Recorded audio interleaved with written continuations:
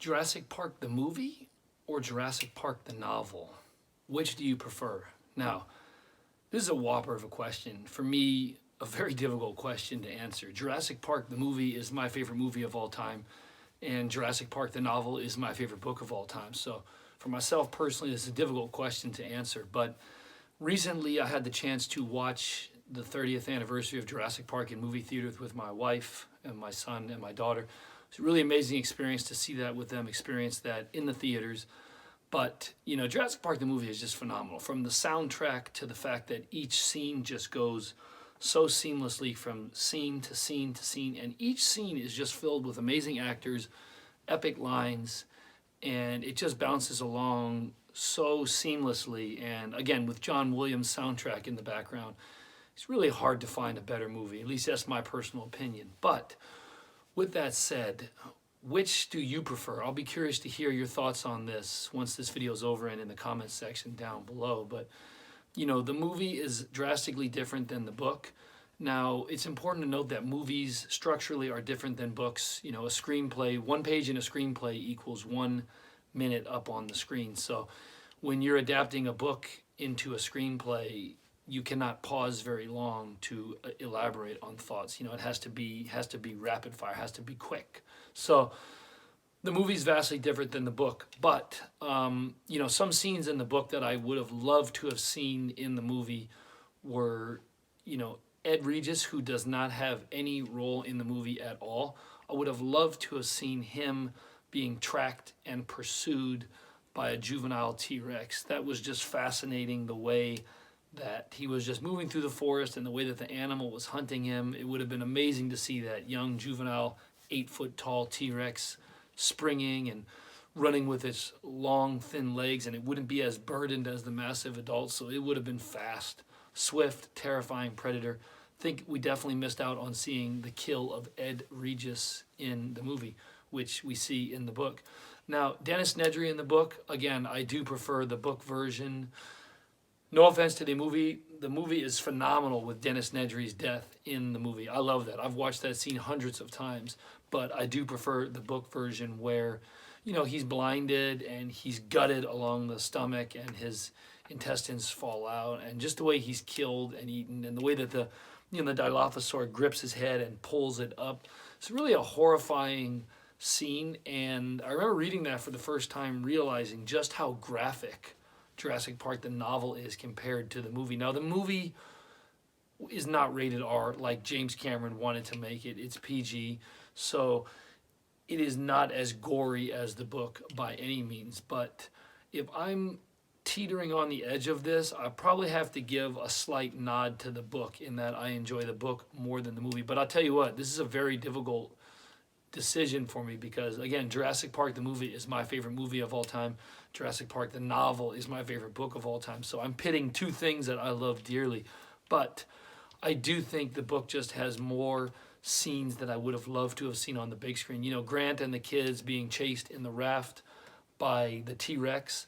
I've seen a lot of early sketch work. Some of the scenes that they must have been designing for the movie, I've seen a lot of early artwork where the T-Rex was pursuing the raft. Now, that would have been an amazing scene to see. You know, the raft is floating downstream. They pass by two 10-foot tall Dilophosaurs. Also, another point to mention is I do think that Jurassic Park lost something in that I think they should have made the Dilophosaurs bigger. You know, Crichton describes them as 10 feet tall.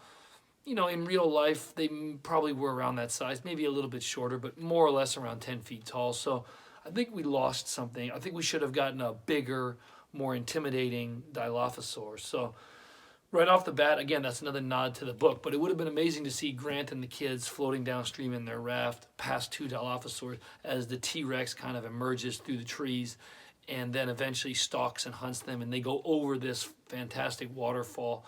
Makes me think that maybe that's why they did that in Jurassic World, where the two kids go over the waterfall into the pool down below. Maybe that's a nod to Jurassic Park. Let me know in the comment section down below if you think that's a nod to Jurassic Park. In Jurassic World, when the two kids go over the waterfall, is that Colin Trevorrow giving a nod and a wink to, you know, the scene in the novel where Grant and the kids go over in the raft? So nonetheless, I do prefer the book to the movie. And I greatly hope that I've seen some information on this over the last year or so. I'm sure it may take some time, but I really hope that they decide to adapt Michael Crichton's Jurassic Park page for page as religiously and close to the novel as they can, and just make that thing straight up.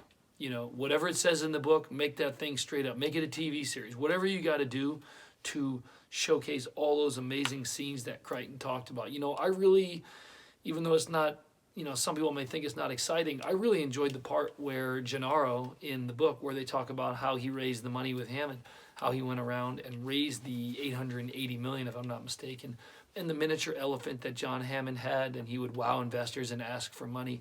I think that backstory is just fascinating. I love pausing on it in the book. I'm actually currently listening to the audiobook right now for Jurassic Park for the third time. I've read Jurassic Park, the novel, 3 times. I've listened to the audiobook now 3 times. Now, it's important to mention I've seen Jurassic Park, the movie, hundreds of times. So quite a bit more than the book. It is difficult to read a book. It's also difficult to find time to listen to an audiobook, although listening to an audiobook is easier than reading a book. And shout out to Scott Brick, who narrates Jurassic Park. If you've never heard Scott Brick narrate Jurassic Park, the novel, it is fantastic. You're in for a real treat. He really ruins all audiobook narrators. As far as I'm concerned, the guy is the GOAT.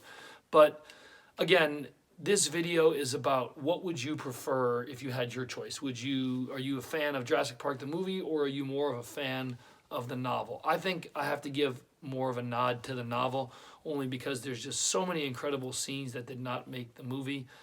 And, you know, there are things that are the same, such as when Grant and Ellie and Hammond see the brachiosaurs, you know, they see the heads rising above the palm trees in a very athletic manner. And, you know, it's described that Grant thought they would be sluggish, and they were anything but sluggish. They were athletic and fast moving, and all the movements were just so quick.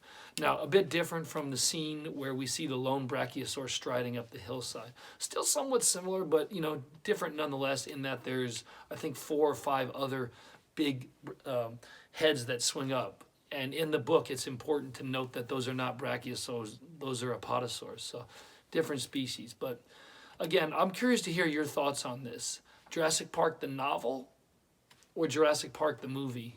Which do you give the nod to? Which do you prefer more? And let us know why. Thanks for watching. Take care.